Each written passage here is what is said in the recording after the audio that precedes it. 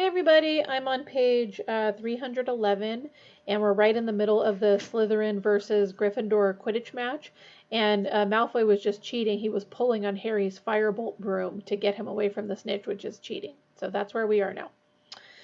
Alicia took Gryffindor's penalty, but she was so angry she missed by several feet. The Gryffindor team was losing concentration, and the Slytherins, delighted by Malfoy's foul on Harry, were being spurred on to greater heights. Slytherin in possession! Slytherin heading for goal! Montague scores! Lee groaned. 70-20, Gryffindor! Harry was now marking Malfoy so closely their knees kept hitting each other. Harry wasn't going to let Malfoy anywhere near the snitch. Get out of it, Potter! Malfoy yelled in frustration as he tried to turn and found Harry blocking him. Angelina Johnson gets the quaffle for Gryffindor. Come on, Angelina, come on! Harry looked around. Every single Slytherin player apart from Malfoy was streaking up the pitch toward Angelina, including the Slytherin keeper. They were all going to block her. Harry wheeled the firebolt around, bent so low he was lying flat along the handle, and kicked it forward. Like a bullet, he shot toward the Slytherins. Ah! They scattered as the firebolt zoomed toward them. Angelina's way was clear. She scores! She scores! Gryffindor leads by 80 points to 20! Harry, who had almost pelted headlong into the stands, skidded to a halt in midair, reversed, and zoomed back into the middle of the field. And then he saw something to make his heart stand still. Malfoy was diving, a look of triumph on his face. There, a few feet above the grass below, was a tiny golden glimmer. Harry urged the firebolt downward, but Malfoy was miles ahead. Go, go, go! Harry urged his broom. He was gaining on Malfoy. Harry flattened himself to the broom handle as Bull sent a bludger at him. He was at Malfoy's ankles. He was level. Harry threw himself forward, took both hands off his broom. He knocked Malfoy's arm out of the way, and yes! He pulled out of his dive, his hand in the air, and the stadium exploded. Harry soared above the ground, an odd ringing in his ears. The tiny golden ball was held tight in his fist, beating its wings hopelessly against his fingers. Then Wood was speeding toward him, half blinded by tears. He seized Harry around the neck and sobbed unrestrainedly into his shoulder. Harry felt two large thumps as Fred and George hit them. Then Angelina's, Alicia's, and Katie's voices. We've won the cup! We've won the cup! Tangled together in a many-armed hug, the Gryffindor team sank, yelling hoarsely back to earth. Wave upon wave of crimson supporters was pouring over the barriers onto the field. Hands were raining down on their backs. Harry had a confused impression of noise and bodies pressing in on him. Then he and the rest of the team were hoisted onto the shoulders of the crowd. Thrust into the light, he saw Hagrid, plastered with crimson rosettes. You beat him, Harry! You beat him! Wait till I tell Buckbeak! There was Percy, jumping up and down like a maniac, all dignity forgotten. Professor McGonagall was sobbing harder even than Wood, wiping her eyes with an enormous Gryffindor flag. And there, fighting their way toward Harry, were Ron and Hermione. Words failed them. They simply beamed as Harry was borne toward the stands, where Dumbledore stood waiting with the enormous Quidditch cup. If only there had been a Dementor around. As a sobbing Wood passed Harry the cup, as he lifted it into the air, Harry felt he could have produced the world's best Patronus with all of his happiness. All right. Good job. They won the Quidditch cup.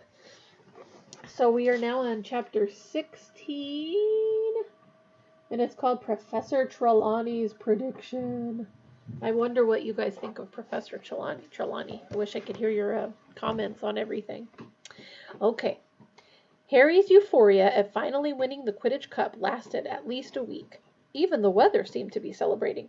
As June approached, the days became cloudless and sultry, and all anybody felt like doing was strolling onto the grounds and flopping down on the grass with several pints of iced pumpkin juice, perhaps playing a casual game of gobstones, or watching the giant squid propel itself dreamily across the surface of the lake. But they couldn't. Exams were nearly upon them, and instead of lazing around outside, the students were forced to remain inside the castle, trying to bully their brains into concentrating, while enticing wafts of summer air drifted in through the windows. Even Fred and George Weasley had been spotted working. They were about to take their OWLs, ordinary wizarding levels. Percy was getting ready to take his Newts, nastily exhausting wizarding tests, the highest qualification Hogwarts offered. As Percy hoped to enter the Ministry of Magic, he needed top grades. He was becoming increasingly edgy and gave very severe punishments to anybody who disturbed the quiet of the common room in the evenings. In fact, the only person who seemed more anxious than Percy was Hermione. Harry and Ron had given up asking her how she was managing to attend several classes at once, but they couldn't restrain themselves when they saw the exam schedule she had drawn up for herself. The first column read, Monday, 9 o'clock arithmancy, 9 o'clock transfiguration, lunch, 1 o'clock charms, 1 o'clock ancient runes. Hermione, Ron said cautiously, because she was liable to explode when interrupted these days. Are you sure you've copied down these times right? What? Snapped Hermione, picking up the exam schedule and examining it. Yes, of course I have. Is there any point asking how you're going to sit for 2 exams at once? Said Harry. No, said Hermione shortly. Have either of you seen my copy of Numerology and Grammatica? Oh yeah, I borrowed it for a bit of bedtime reading, said Ron, but very quietly. Hermione started shifting heaps of parchment around on her table looking for the book. Just then there was a rustle at the window, and Hedwig fluttered through it, a note clutched tight in her beak. It's from Hagrid, said Harry, ripping the note open. Buckbeak's appeal. It's set for the 6th. That's the day we finish our exams, said Hermione, still looking everywhere for her arithmancy book. And they're coming up here to do it, said Harry, still reading from the letter. Someone from the Ministry of Magic and an executioner. Hermione looked up, startled. They're bringing the executioner to the appeal? But that sounds as though they've already decided. Yeah, it does, said Harry slowly. They can't, Ron howled. I've spent ages reading up on stuff for him. They can't just ignore it all. But Harry had a horrible feeling that the Committee for the Disposal of Dangerous Creatures had had its mind made up for it by Mr. Malfoy. Draco, who had been noticeably subdued since Gryffindor's triumph in the Quidditch final, seemed to regain some of his old swagger over the next few days. From sneering comments Harry overheard, Malfoy was certain Buckbeak was going to be killed, and seemed thoroughly pleased with himself for bringing it about. It was all Harry could do to stop himself imitating Hermione and hitting Malfoy in the face on these occasions. And the worst thing of all was that they had no time or opportunity to go and see Hagrid, because the strict new security measures had not been lifted, and Harry didn't dare retrieve his invisibility cloak from below the one-eyed witch.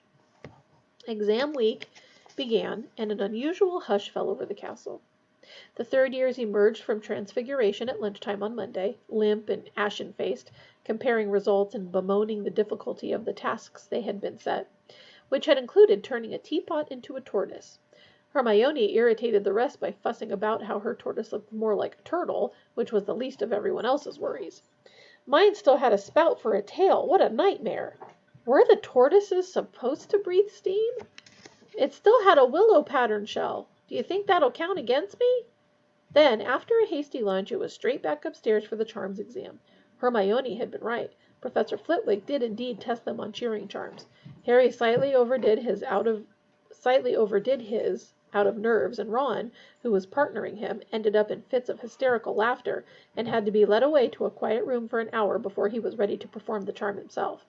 After dinner, the students hurried back to their common rooms, not to relax, but to start studying for care of magical creatures, potions, and astronomy.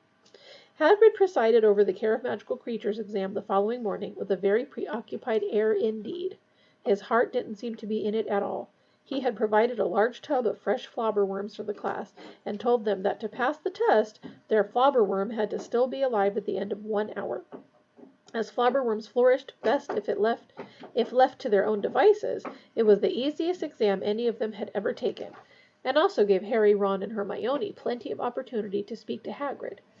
Beaky's getting a bit depressed, Hagrid told them, bending low on the pretense of checking that Harry's flobberworm was still alive. Been cooped up too long, but still, we'll know day after tomorrow, one way or the other. They had potions that afternoon, which was an unqualified disaster.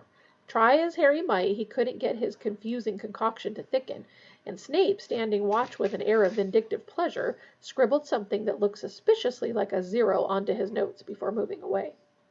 Then came astronomy at midnight, up on the tallest tower. History of Magic on Wednesday morning, in which Harry scribbled everything Florian Fortescue had ever told him about medieval witch hunts, while wishing he could have had one of Fortescue's choco nut sundaes with him in the stifling classroom. Wednesday afternoon meant herbology in the greenhouses under a baking hot sun, then back to the common room once more with sunburnt necks, thinking longingly of this time next day when it would all be over. Their second-to-last exam on Thursday morning was Defense Against the Dark Arts.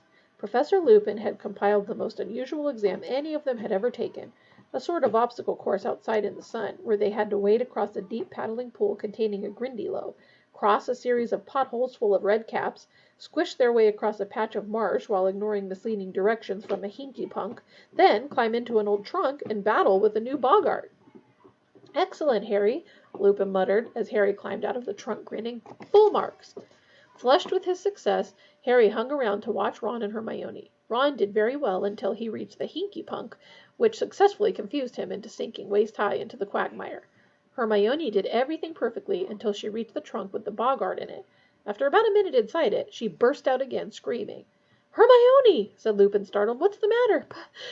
Professor McGonagall," Hermione gasped, pointing into the trunk. She said I'd fail everything." It took a little while to calm Hermione down. When at last she had regained a grip on herself, she, Harry, and Ron went back to the castle. Ron was still slightly inclined to laugh at Hermione's boggart, but an argument was averted by the sight that met them on the top of the steps. Cornelius Fudge, sweating slightly in his pinstriped cloak, was standing there staring out at the grounds. He started at the sight of Harry. "Hello there, Harry," he said. "Just had an exam, I expect? Nearly finished?" "Yes," said Harry. Hermione and Ron, not being on speaking terms with the Minister of Magic, hovered awkwardly in the background. "Lovely day," said Fudge, casting an eye over the lake. "Pity, pity." He sighed deeply and looked down at Harry. "I'm here on an unpleasant mission, Harry. The Committee for the Disposal of Dangerous Creatures required a witness to the execution of a mad hippogriff. As I needed to visit Hogwarts to check on the Black situation, I was asked to step in." "Does that mean the appeal's already happened?" Ron interrupted, stepping forward. No, it's scheduled for this afternoon," said Fudge, looking curiously at Ron. "Then you might not have to witness an execution at all," said Ron stoutly. "The hippogriff might get off." Before Fudge could answer, two wizards came through the castle doors behind him. One was so ancient he appeared to be withering before their very eyes. The other was tall and strapping, with a thin black mustache. Harry gathered that they were representatives of the Committee for the Disposal of Dangerous Creatures, because the very old wizard squinted toward Hagrid's cabin and said in a feeble voice, Dear, I'm getting too old for this. 2:00, isn't it, Fudge?" The black-mustached man was fingering something in his belt. Harry looked and saw that he was running one broad thumb along the blade of a shining axe. Ron opened his mouth to say something, but Hermione nudged him hard in the ribs and jerked her head toward the entrance hall. "Why'd you stop me?" said Ron angrily as they entered the great hall for lunch. "Did you see them? They've even got the axe ready. This isn't justice." "Ron, your dad works for the ministry. You can't go saying things like that to his boss," said Hermione. But she too looked very upset. "As long as Hagrid keeps his head this time and argues his case properly, they can't possibly execute Buckbeak." But Harry could tell Hermione didn't really believe what she was saying. All around them people were talking excitedly as they ate their lunch, happily anticipating the end of the exams that afternoon. But Harry, Ron, and Hermione, lost in worry about Hagrid and Buckbeak, didn't join in. Harry's and Ron's last exam was divination. Hermione's Muggle studies.